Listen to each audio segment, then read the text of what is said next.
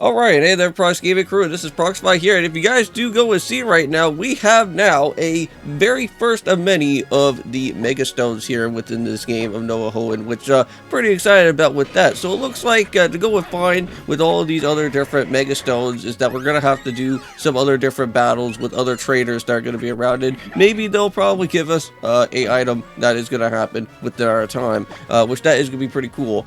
So hopefully crossing our fingers that maybe we can go and run on into a Caesarite. That would be really nice to go and have, but I don't think we're going to be that really lucky, just like what happened just off recording, just right before going on into this episode though. But within these two videos for today, not only are we going to be doing our time with just only here of Nova Hoenn, but we are also going to be jumping on into with some more of what Ocarina of Time is going to be all about. I'm pretty certain, I think right now currently is that we are going to have to go and do the finale part 2 of the Ocarina of Time Let's Play, and that is where we're going to have to go and face off with the Beast Ganon that is going to be showing up there. And now, I may probably forget about how the whole Beast Ganon thing works, but I'm pretty certain I think we have to, like, hit his tail, I think, with trying to use, well, without using the Master Sword until, like, later on, at the very end of everything, then you go and use the Master Sword on Beast Ganon. But I think normally, I think you have to go and use, like, the light arrows and stuff to hit his tail, because I think that's, like, the only type of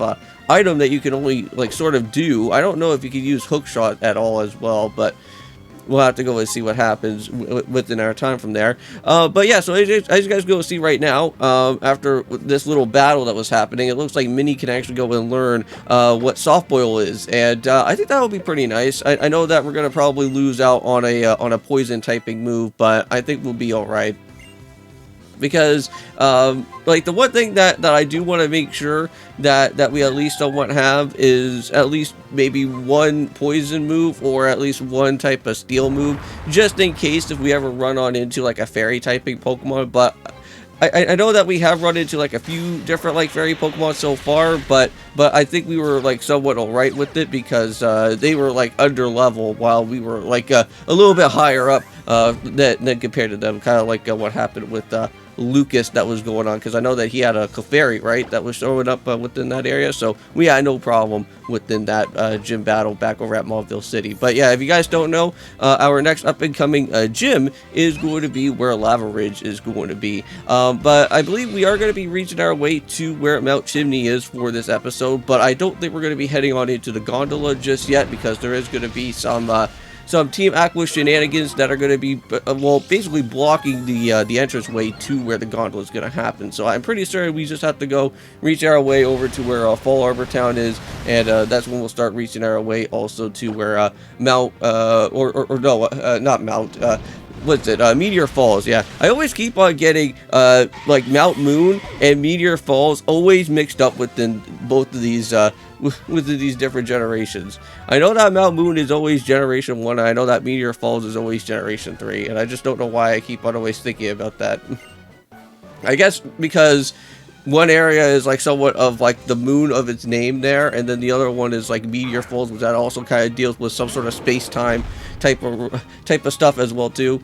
But wow, look at this. So from our previous hiker that we just battled, he didn't really have all that too much of crazy Pokemon here, but now this hiker within this battle actually has a Terrakion out of all stuff. Like, geez, what is going on out here? Now, mind you, I do have a plush of Terrakion, and Terrakion is one of my favorite of the Sword of Justice Pokemon.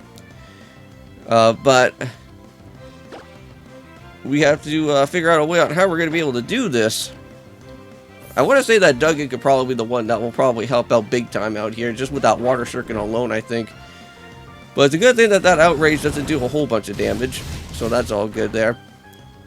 Now, I know that, well, during the time of this post-recording, since we are doing this, of course, on, April 13th of this time right now, just yesterday was the SmackDown show. I did miss out, unfortunately, on it, so I can't really go and give off my highlights from what was transpiring from what was going on within the SmackDown, so I'll probably have to go and watch it for today, just so that I could at least get to know exactly what's going on, and then I could go and then give off my my thoughts and my opinions after once I have of watch through it. But I know that apparently I did hear a little bit of some stuff that it seemed like Cody was going to be also showing up to SmackDown throughout that Friday. So I will be kind of interested to see what is going to happen from there, because I'm pretty certain that Roman's also going to probably be there for the WrestleMania after SmackDown, right? Because like that's like Roman's like home turf, right? So like he has to be there like before like other things start showing up afterwards.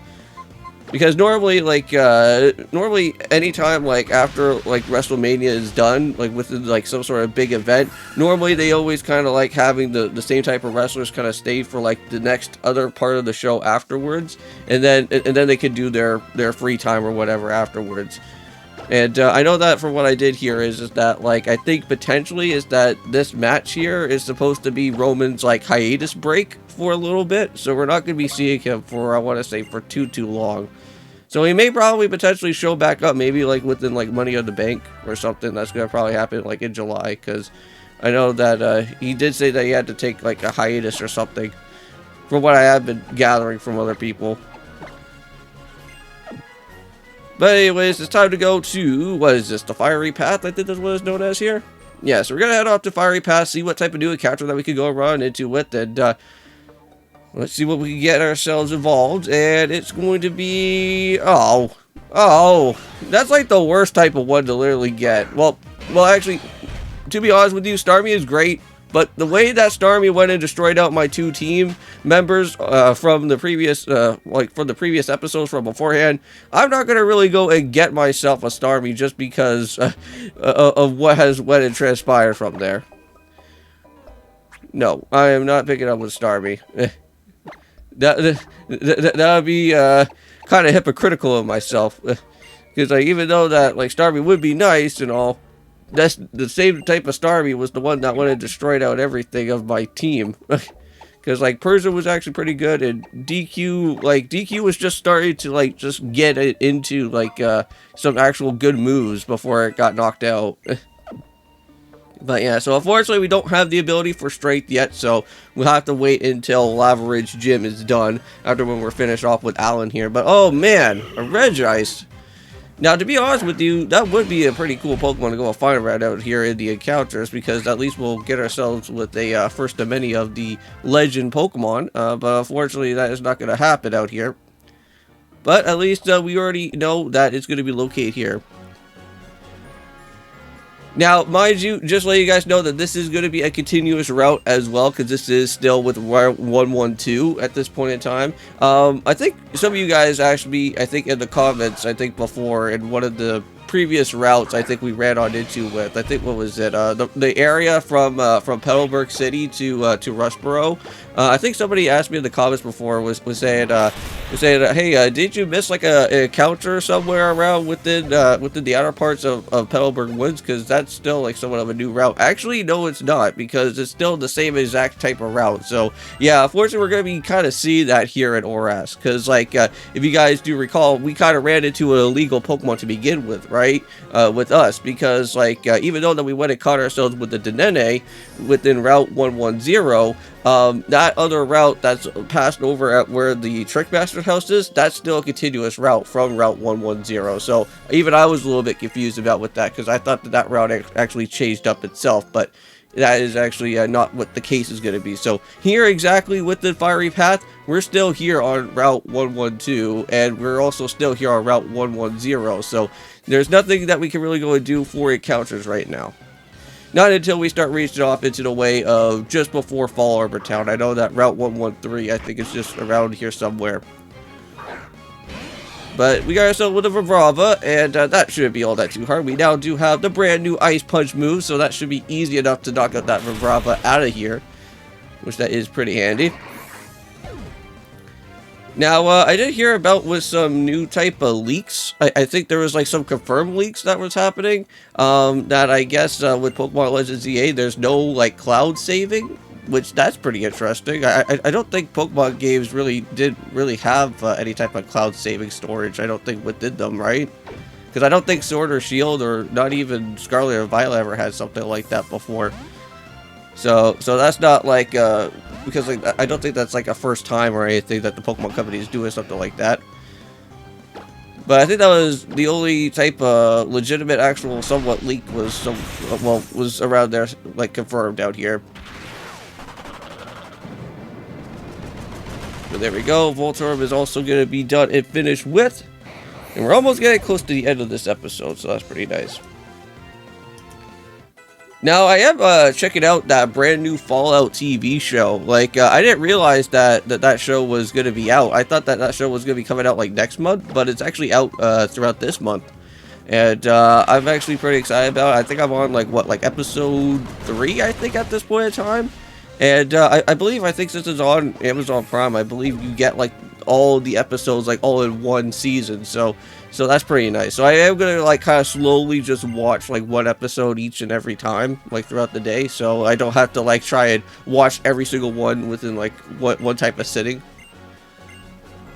But yeah, it's been pretty good so far. I really did enjoy, like, the first 2 episodes, and they were really good.